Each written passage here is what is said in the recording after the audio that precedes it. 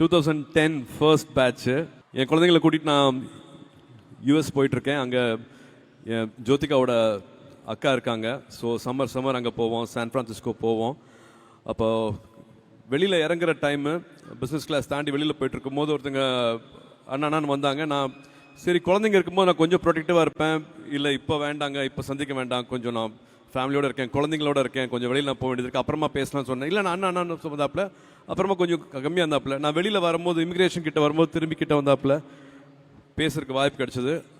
அண்ணா நான் 2010 first batch யோகி அண்ணா அப்படின்னாப்புல. என்ன யோகி அப்படின்னு,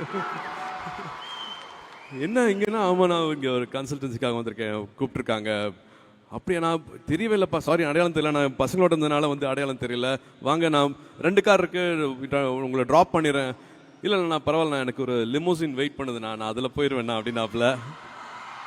ஸோ அதுதான் மாற்றம். 2010 பேட்சில் வந்து சொன்னது வந்து அவ்வளோ சந்தோஷமாக இருந்தது. குழந்தைங்களுக்கு ஜோக்கெலாம் அறிமுகப்படுத்தினேன். அந்த மாதிரி ஒரு சந்தோஷம் எனக்கு வேறு எதுவுமே சொல்ல முடியல. படங்கள் வெற்றிகள்லாம் தாண்டி அதோட சந்தோஷம் வேறு மாதிரி இருந்துச்சு.